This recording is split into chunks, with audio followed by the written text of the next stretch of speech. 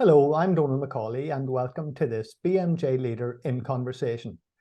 Today I'm talking to Dominique Allwood and today we're in London. Dominique, you've had a remarkable career from public health physician to now a very senior management role in Imperial College Healthcare Trust. Tell us a little bit about your role and how you got there. So as you say, I'm a public health physician by background. I've been a medical consultant for 8 years, a doctor for over 20 years. But at the moment, I hold two kind of main roles. One is a director of population health at Imperial College Healthcare Trust, so big, large, multi-site hospital provider that sits in London. And I'm also the chief medical officer of an organisation called UCLPartners, which is an academic health science network bringing innovation to improve health and healthcare across the population in north central, northwest London and out into Essex. Both of those roles are quite synergistic because they focus on thinking about how we work, how we change, how we innovate, how we improve to tackle some of the biggest kind of challenges that we're being faced with in both healthcare and more broadly in improving health. And in my role at Imperial, I'm responsible for our work around improving health equity, and also was recently leading a lot of our quality improvement work in the organisation. So I bring QI into that. And then at UCLPartners, I lead a range of things that includes our work on net zero, supporting the organisations in our partnership to reach net zero, our population health work, our clinical engagement work, and lots more. So a busy couple of roles, but fantastic that they're very synergistic. Well, they're incredibly important roles, and many of our BMJ Leader colleagues will be looking and saying, how do you get there? What are the steps you take in a career to arrive at this position? So I guess I've had probably quite an atypical career path, and I'm sure you've had lots of people on that have too. We're probably kindred spirits in that regard. But when I first started studying medicine, I think I thought you have quite a linear progression. You do your undergraduate work, you may take a year out to do an intercalated degree where you get another degree as well as your medicine degree. Then you go and do your preliminary clinical training, then you choose a specialty, you go and train in that, you become a consultant, and then you carry on your work. But for me, some of the first deviations started early on in my kind of undergraduate training. I didn't want to go and do the typical degrees that lots of people went to do around kind of clinical medicine or pathology or anatomy or pharmacology. I went to go and learn about healthcare management, which was probably quite unusual back then, about 20 years ago. So I did an undergraduate degree in healthcare management and learned more about the bigger picture of healthcare. I then did a year of my regular kind of clinical training after qualifying, but I then went and worked abroad in New Zealand and learned a lot more about healthcare and how it's delivered outside of the NHS, lots of the great things they do, what we could learn, and got very interested in health inequalities and learning about indigenous health of populations. And so that really spurred my interest in public health. I came back and I did a couple more clinical roles as a kind of junior doctor, but realised quite quickly that I wanted to move out into something that was more about the bigger picture of healthcare, around population health, around leadership and management. Back then, there wasn't so much around leadership and quality improvement. And I remember thinking there are things that don't work very well in my clinical role, but I don't really know how to change them. So I felt like the move away from clinical medicine was the thing I needed to do. It's actually turned out to be a fantastic move. But even then, through my public health training, I didn't just do the 5 years of training and finish. I took almost 3 years out of program to do some fellowships. So I was a Darzi fellow in clinical leadership. I did some clinical transformation work. I worked in improvement and implementation science, all sorts of things. And then even within the public health training scheme, I managed to be quite flexible about the types of placements I did. So I also was able to go and work for a large management consultancy firm for part of my training and learn how management consultancy interfaces with healthcare, learn about academia, policy, arm's length bodies, commissioning, all sorts of things in my public health training. And so then I came out of that and didn't go and do a typical consultant in public health role. I went to work at a think tank, And then I got a role in the Acute Trust, which has been, I guess, really interesting and exposed me to what can you do around public health and population health in a trust, as well as doing some other consultancy work alongside. So I suppose all along I've been looking for ways in which I can do what's described as quite a typical or traditional set of training, but do it in a slightly different way that helps expose me to some broader things. And that has benefited me because I've now ended up becoming quite a sort of melting pot of experience. You know, I'm somebody who's clinical by background. I've got public health training. I've done management and leadership training. I've had roles as associate medical director, so I've gone up some of the medical management and leadership route. I worked as a medical director at Nightingale Hospital, so that was during the pandemic crisis. You know, I'm doing a population health role. I'm working in an innovation organisation. So I like to have variety, and I think what I've learned is about a number of different lenses to tackle a lot of the health and healthcare challenges. And so that's what I've tried to sort of do, is collect those experiences. I love this concept of the collection of experiences. I mean, it's certainly not a linear career trajectory. We couldn't say that. It's so innovative and so exciting. Tell us a little bit about each of those components. I'm interested in the management consultancy. I'm interested in the think tank. How do they compare? How do those different organizations compare with our traditional experience of a healthcare trust?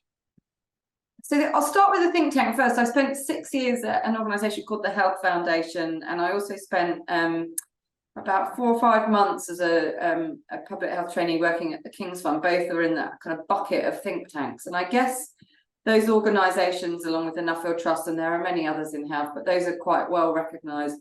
They have the ability to act independently. They don't sit under the kind of NHS England infrastructure or integrated care system. So they can act independently and provide independent voice, thinking, research and analysis on a number of topics that they choose to be important and pertinent. And I guess that gives them a lot of freedom about what they can work on, what they can say, and how they can speak to both healthcare leaders, politicians and others about some of the issues, challenges and opportunities within healthcare.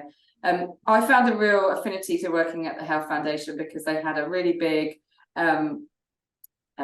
portfolio of work on improvement, and that's an area I'm really interested in. But I got the chance to also build the intersection of how do you take improvement in healthcare and extend some of those methods out to tackling some of our wider health challenges. And I got to set up a whole portfolio and program of work on anchor institutions around big healthcare organizations being anchored in their communities and leveraging some of the power they have as employers and users of resource and facilities. I was able to convene loads of interesting people. I was able to think deeply, commission research, set up networks, all sorts of things that I guess maybe you don't have the opportunity to do, and some of the freedom in a more traditional healthcare setting. Some of the foundations are very well resourced. They have big endowments, and so they have the opportunity to spend money and resource where they want to. And I remember doing a kind of careers questionnaires about what types of places do you want to work in, and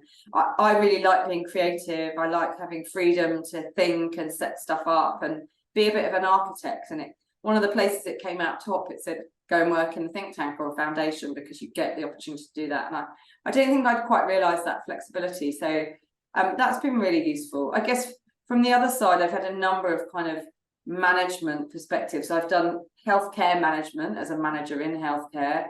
I've learned about management through doing both an undergraduate management degree and recently just completed an MBA, because I'm really interested in how we bring management rigor into the work that we do. I think it's really important about being able to use our people and our money really well and demonstrate that and think strategically about how we circle that resource to deliver our objectives.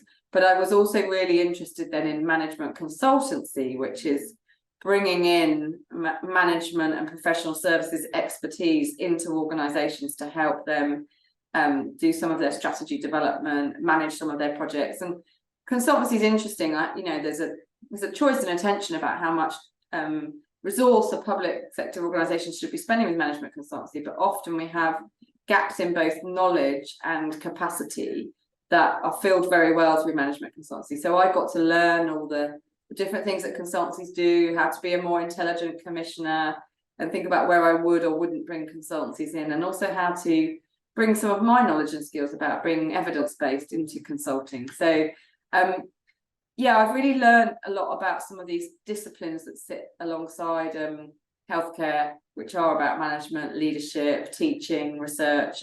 But management and leadership, whilst different, I think have a lot of ability to go hand in hand. So I was keen to learn both about those things. For people who are looking at this career, I'd like to focus in on one or two components. The first thing is the Darzi Fellowship in Leadership. Tell us about that.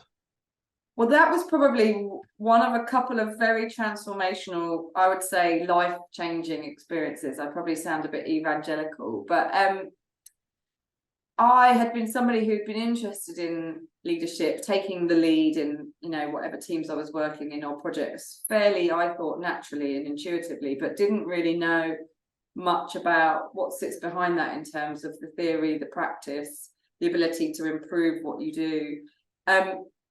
And so I had some coaching and decided to apply for this fellowship. It's been a really long-standing fellowship that's run for a number of years now, and has been great to find other people who are like-minded. But what I did was I found some people who I guess were a bit of my tribe. I found people from completely different specialties, but had similar mindsets on how they want to look at life and what they're interested in doing in terms of stepping into leadership roles and challenges. It was run by the King's Fund at the time, with some fantastic leadership development. And I remember being really eyes open to understanding about like personality types and that there is difference. When you interact with your colleagues or your family, you know that you're having a bit of a rub, but before I did that kind of stuff, I didn't really have the language or the knowledge to understand some of that stuff a bit more in terms of frameworks. I learned a lot more about learning and how to be an adult learner, around action learning, which is taking things, having conversations with people to try and unlock things and then go and try stuff out and come back. I learned about coaching and mentoring, and then I also learned much more about the nuts and bolts of kind of leadership through my cohort, through the experiences we were having. So you're employed by an organization for a year in a role that is about exploring your leadership and undertaking projects from a very different perspective to what you would have done potentially before. And so I learned a huge amount, and one of the biggest things that I learned was trying to be mindful of this question: what's it like to be on the receiving end of me?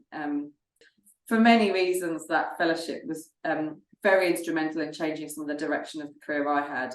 It enabled me to take a couple more years out, so I went on and pursued a number of other fellowships and leadership opportunities, and I think really cemented my understanding of leadership and understanding what I think good leadership looks like and how you try and embody that and learning from other people. So it was my first fundamental learning and foundations in it, and something I've really carried through. I think it's exactly 10 years almost to the day that I probably finished that program. So yeah, it's definitely stuck with me. So that was 10 years ago. So let's bring you up to date now. And with all that experience, you've done an MBA. So how did the MBA add to your global knowledge in healthcare management? So it was a really great opportunity to understand more formally about how, as a manager, you have an impact both with people that you directly line manage, about the way in which you manage up into your organization, and taking a bigger perspective. So I'd never done anything around internationalization or global healthcare strategy, but it taught me from a management perspective how you'd go about starting to develop the strategies and the links and the partnerships, and that's been very helpful for my current role. I do a lot of learning with organizations internationally, but I'd never thought about how to be more strategic. So there was quite a lot about strategy. I learned much more about sort of marketing, engagement, and communications. I sit in a public health kind of background. I'm doing a lot where I'm trying to engage people, particularly clinicians. This thing about the messaging, the receiver, how we're going to really shape and change behaviors through kind of our strategic marketing and communications. That was really interesting and important to me.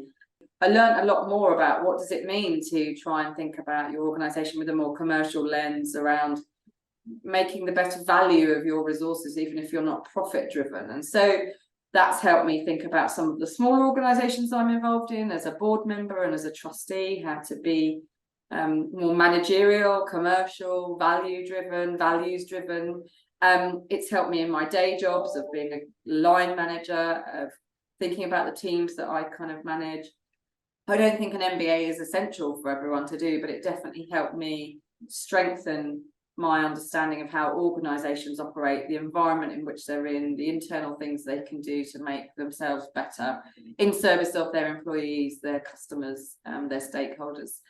To be a good leader, you actually also should probably have some good management understanding, and to be a good manager, you can't just be focused on the resources and the numbers and moving people around. I think you do need to have leadership qualities in that. So I've really enjoyed building both my leadership and management capability to bring to some of the roles that I've done, including sort of my medical management and leadership roles as well. Now, I have one final question, and it's a rather abstract question. You spoke earlier about the value of some of what you did was in the ability to have the freedom to think. Now, I can't think of a greater contrast between our perceptions of healthcare management and healthcare administration and the freedom to think. So how would you advise people in their career to retain that ability and the freedom to think? It's a great question. I mean, I've been really lucky that given I have part-time roles, and some of them have been more operational than others, that even in the most operational bits, I know that another part of my week, I'm probably going to have a different kind of work pattern and setup with different timelines, pressures, and the ability to do that. And I'm really aware of how much pressure there is currently, particularly in healthcare. And I guess the ability to try and stand back and look at some of the problems in a slightly more strategic way, or try and start to focus down actually more in being more present for the individual things that you're being able to do is really important. And the ability to think, to understand the challenges you're facing, the opportunities to go and look for new ideas, hear and learn from other people, share that learning feels really important to me. So I think it's always really important to have something else where there's a bit of an outlet for some of that, whether that's a choice to do education alongside clinical work, or pursue research or innovation or leadership or quality improvement, even within your role, setting up stuff so that it's not just a complete feeling like a grind of delivery the whole time, feels to me really important. And it's been able to sustain me through a long period of a lot of pressures through healthcare. But I totally recognise it's a difficult trade-off for people to make. But then we are on a leadership podcast, so an interview. So it is about how do leaders help create space to help their teams to do that. And that's not necessarily giving them like, you can take half a day a week to go off and think, but actually in your one-to-ones and your line management conversations, how are you challenging and asking the questions that make people think a bit differently and start to slightly zoom out of what they're doing to have that chance. And that might only be a few minutes a week, but the way in which we curate our meetings, our interactions, I think gives us a bit more freedom and ability than we might initially think to be able to do that.